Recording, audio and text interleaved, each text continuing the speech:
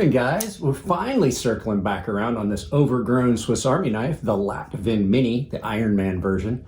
And I'm kind of 50-50 on this one. It's got some good points, and it's got some bad points. So, but guys, got to do the YouTuber thing. Remember, this channel is self-sponsored. You'll find a bunch of affiliate links down below. So if you want to purchase this knife, you can use the Blade HQ affiliate link. And there's other stuff down there as well, including coffee, a VPN, and a bunch of stuff on Amazon, including stones and stuff like that. So guys, let's turn this around and take a quick look at it from above. But first, turn down the volume because here comes a little bit of music.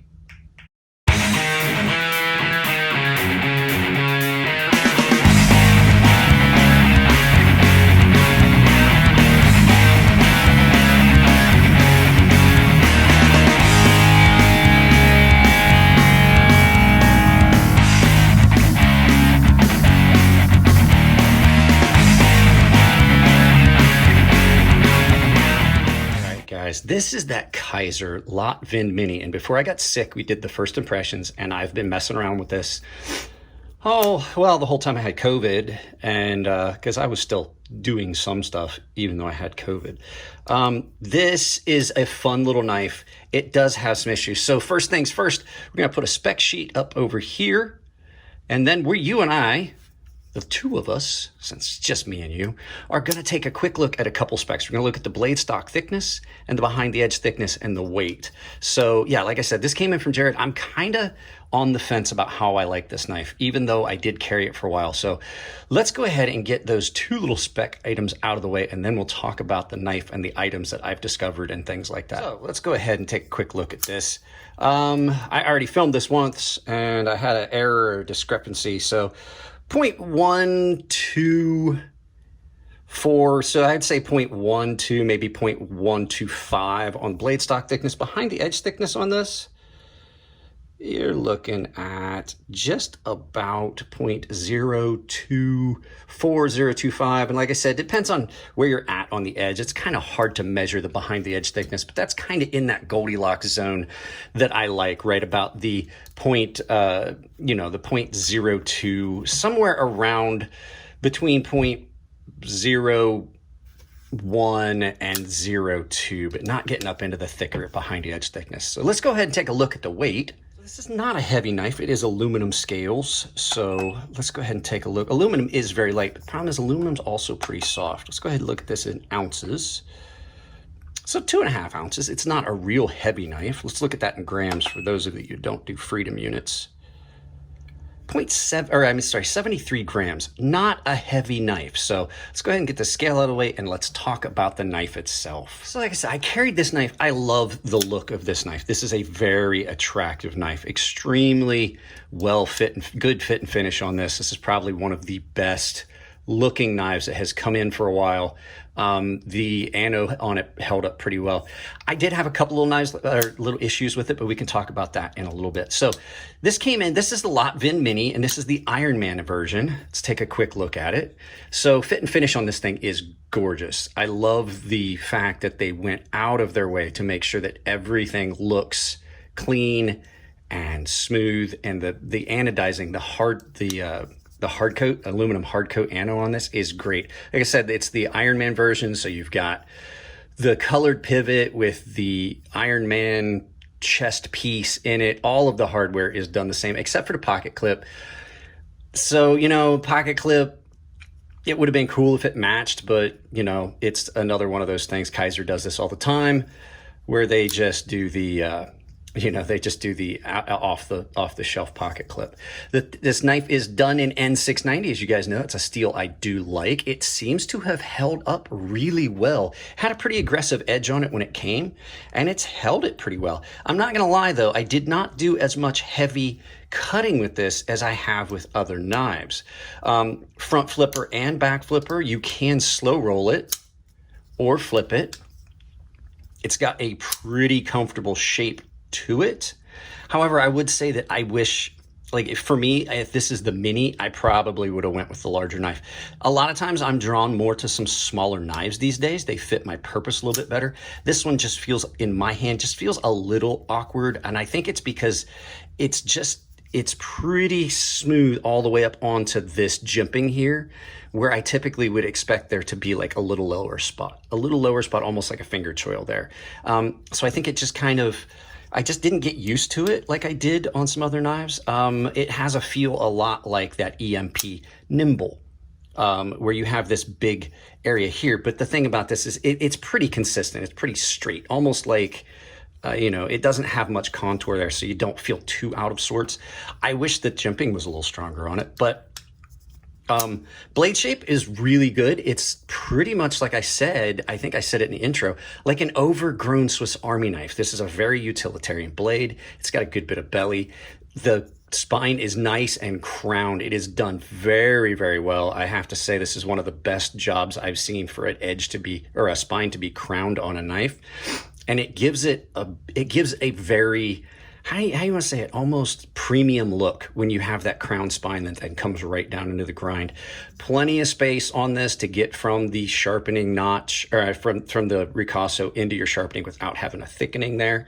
And then you've got a pretty well ground blade. I don't see any inconsistencies in it. And like I said, N690 is a pretty good all around steel. I really do like it. Really good access to the lock bar right there. So there's no issue with getting in there. They didn't put any jimping on it, which I like. They did put a lanyard hole in it. Let's see, anything else that I've gotten? I wrote some stuff down here because, oh, yeah. The action on this thing is really, really good for such a small knife. Like I said, it's not so stiff that you have to try to finger or forward flip it if you want there. You can just get on it and use that like a slow roll thumb stud almost. So there you go with that, the action, and it's, like I said, both. So overall, attractive knife, fit and finish. I do have to say this has probably got some of the best fit and finish on a knife I've had come in a very long time. And that color combo, you just can't go wrong with it. It's amazing. So let's go ahead and get into some of the things I don't like about the knife. So the pocket clip. I'm not a fan of these pocket clips that are so proud. This one does have a little bit of a transition down, but it's still not great. The good thing in this knife is it doesn't, you know, it's really present in hand. You can feel that it's there, but it's not digging. It's not digging in and cutting you or something like that. I can tell it's there, but it doesn't bother me. So I wish they would, like I said, wish they'd let the designers design the pocket clips. Other thing about it, it is slick. So if your hands are at all wet, that's one of the problems. That's why one of the things I love about micarta or good textured G10, it's a lot easier to hold on to, especially micarta. I find micarta to be my favorite handle material because it definitely does give you a little bit of extra grip, especially if you're slippery, wet, oily hands, things like that. You're not having to deal with that. Like I said, and then with that pocket clip being pretty slick too, the big thing I did notice, it does sit really deep in your pocket, which is nice. But the fact is it's so smooth. There was a couple times that I'll wear like 511s, and 511s have that reinforced pocket lip where it's meant for a knife to sit so it doesn't tear up your pockets. And it's not that this is too tight. It's just that this is slick.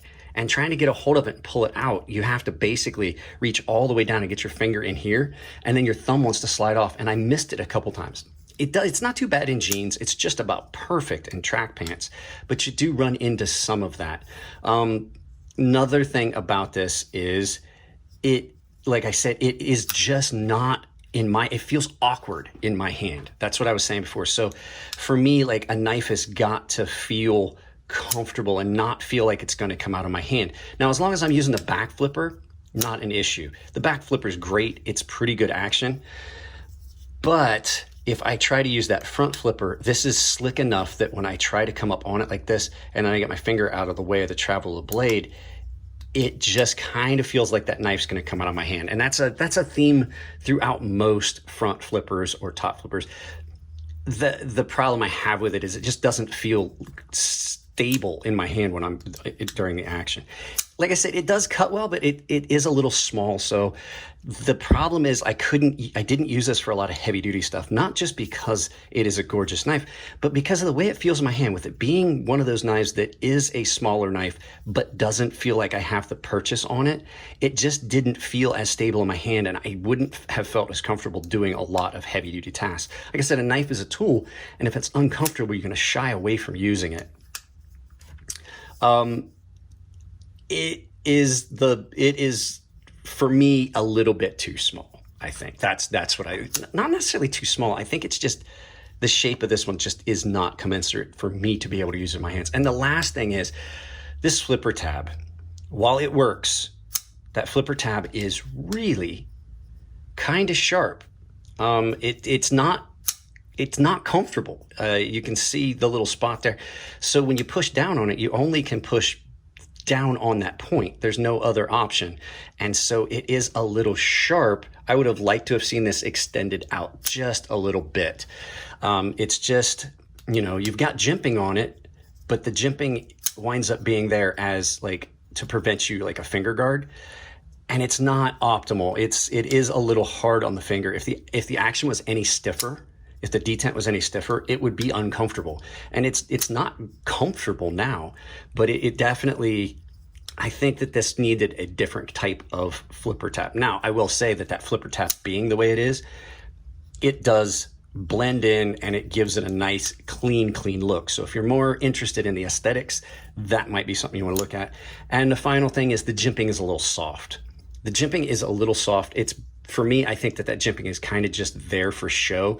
And even up here, where that would be something where since you don't have like a choil or a finger guard, because you don't have a true flipper tab, it feels like you might go a little forward, and that jimping is supposed to be there to prevent that, and it's a little soft.